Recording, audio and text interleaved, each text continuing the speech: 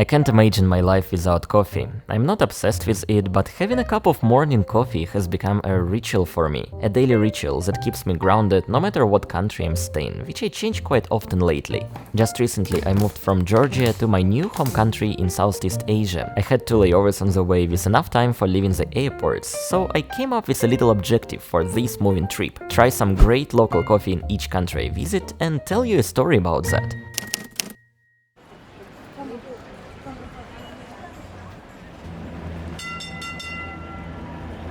I am in Istanbul, and if you didn't know, and I didn't know about that, Istanbul is the very first place on our planet where they created a coffee shop. Like, imagine living in the world where you wake up and there is no coffee to cheer you up. That was the world before 1475, at least for people in Ottoman Empire, and Europeans had to wait for like 100 years until the moment they could enjoy a cup of coffee. Then life became a little more bearable. I definitely need some coffee to cheer me up in this miserable weather. Let's go have some. It's a rainy day, but still so many people around me. Also a lot of yummy stuff all around. I walked past these chestnuts and OMG, they smelled so good. Couldn't refuse to try Turkish lokum. This one tastes like roses. I also saw lots of kebab stores and a modern coffee shop on the way, but kept going until it got darker. And then I noticed one local guy carrying tiny cups of coffee to his customers. I got inside and saw an old Turkish man making coffee, cup after cup. That looked very local and simple, so I decided to give it a try. And it is just a shot in the dark, but if any one of you guys can understand Turkish, please comment what these guys are talking about. I absolutely loved the sound of their language. Adetinizi biraz yükseltirseniz dedi, ben de dedi içeri dedi, elim dedi müdürlerime karşı dedi, hani bakıyorlar ya, elim sağlam girer, tam 25.000 adete çıkarttım dedi. Thank you.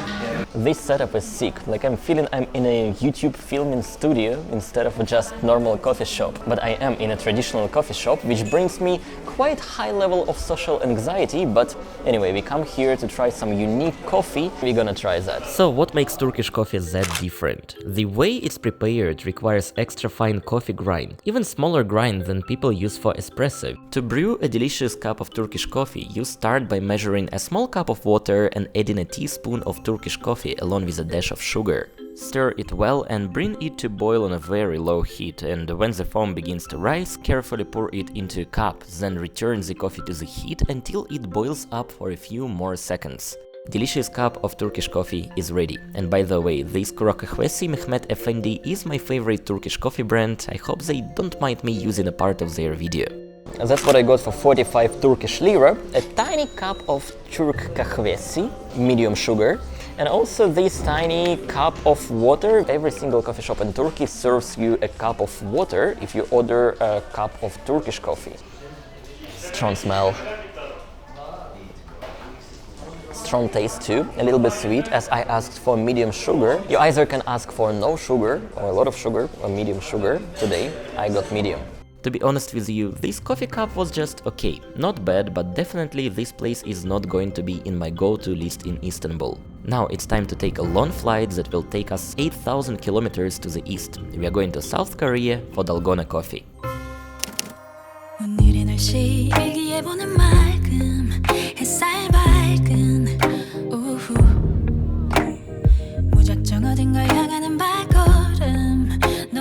I am in Seoul, and this is Hyundai area, a really trendy neighborhood, one of my favorite spots around the city. Really lovely weather today compared to what we had in Istanbul. I'm wearing really warm clothes, but it's actually getting hot today, and I'm craving for a good cup of coffee. But first, we should commute quite far away from here. I mean, there are literally coffee shops all around the city, but we need the coffee shop that serves Dalgona coffee with real Dalgona. So let's go there. And at this point I think I gotta explain what Dalgona coffee is. Dalgona is a Korean candy made with melted sugar and baking soda. Maybe you know it after watching Netflix series Squid Game. So Dalgona coffee is a bit confusing, because there's no actual Dalgona cookies in it. This coffee is made with instant coffee, sugar and hot water, whipped for several minutes until it's thick and foamy. Then it's spooned on top of a cold milk and it's done. The coffee foam has a similar color and tastes a little bit like Korean Dalgona, and I guess that's why people named it Dalgona coffee. But apparently one coffee shop in Seoul does their drinks with real Dalgona cookies, which I never tried before. So I headed to the nearest subway station where I bought this cute transportation card. And today I'm not traveling alone. Dima joined me in Korea, maybe you remember him, he made a few videos from Russia for us last year. And that's really cool to see him abroad once again. We soon arrived to Texum, a very local neighborhood with some interesting design decisions and lots of cafes and coffee shops.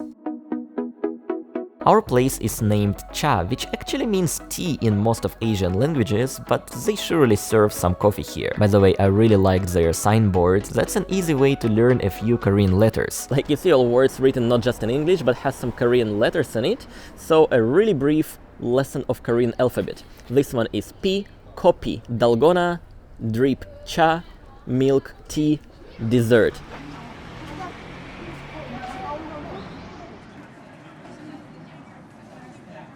I got a Dalgona milk tea. It's the only thing that they had in hot format with Dalgona. I wanted something hot, so I got this. And I got iced Dalgona coffee, which was a mistake. Only hot drinks have crushed Dalgona cookies on top. Iced drinks here are served with heavy cream on top, no cookies. You know, that tastes pretty much like sweet latte or sweet cappuccino. I tasted some real Dalgona though, that was inside these bread rolls that I got as a dessert. Shared it with Dima too. That is salted bread with Dalgona cookie in it. We really liked the taste of Dalgona, that was sweet and crunchy, so I got more cookies to try. Let's try some Dalgona, like plain Dalgona. I guess there should be something like crushed Dalgona cookies. Next one is a big chunk of Dalgona. I wish that was in my iced coffee. You know, it tastes like you're eating soda cookie. So this is really good, but I feel like it's not even like a cookie. This feels more like sugar, I guess. When it's in coffee or like in a hot drink, it gets really fluffy and like really nice on the teeth. We chilled at this park a little longer and then went to explore more of Seoul. And that was really fun. We did some touristy stuff at Gyeongbokgung Palace. I've been to Seoul 3 times, but I've never seen this kind of a ceremony before. Then somehow we got into the middle of a pro-Palestinian demonstration, which was absolutely unexpected, and then ended up this day by grabbing some food at a Korean traditional market. Then that was about time to take a flight to our final destination. So welcome to Vietnam. It's a little bit noisy. I'm staying in the middle of Dalat city, and that's the place where I'm gonna stay for the next couple of months. Basically, my new temporary home. We have a lot of Vietnamese coffee to explore here.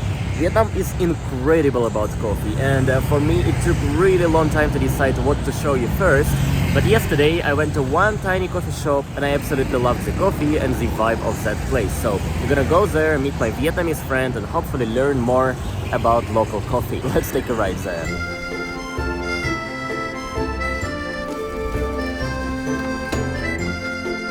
Riding a bike in Vietnam is not that peaceful, but I like it. We arrived to Little December, a coffee place hidden so well that I would never discover it without my friend. There is no sign, just a set of stairs descending into a green garden. My friend is already waiting for me. He's a little camera shy, so we won't bother him too much today. I ordered a cup of coffee, something named Baksio, petted a local dog, and had a really good time with my friend.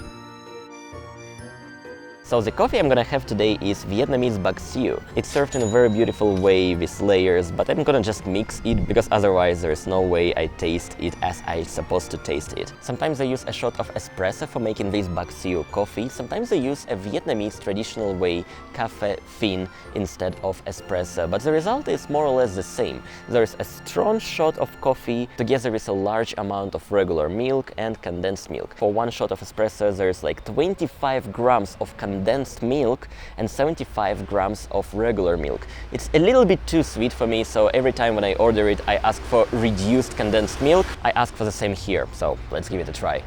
Bạc xỉu has a sweet, milky taste. It's like having a cake that you can drink. Definitely a must-try if you ever visit Vietnam. This country is superior about coffee, and local coffee shops are literally the best among all other countries I traveled before. It's not only about the coffee itself, it's also the way Vietnamese people build their coffee shops, especially here in Dalat. And later this day I could not stand but show you another place, probably my favorite coffee spot in the city. So I got to the second coffee shop today. I just had an inspiration to stay here and watch the sunset.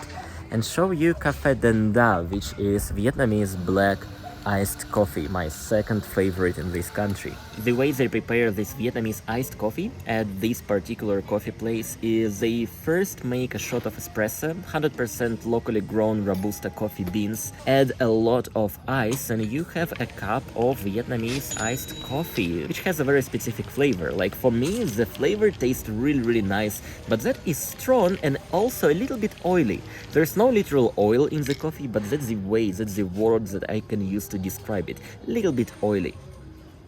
Well guys, a really quick talk about the future of my channel. Basically, today we are starting a new chapter, the Vietnamese chapter of this channel, also Vietnamese chapter of my life. So the next couple of months I'm gonna film videos about the country I am staying, so feel free to comment about what is the most interesting thing for you about Vietnam, and I'm gonna go finish my cup of coffee and have a good evening here in Dalat. Thank you very much for being with me. Спасибо and пока.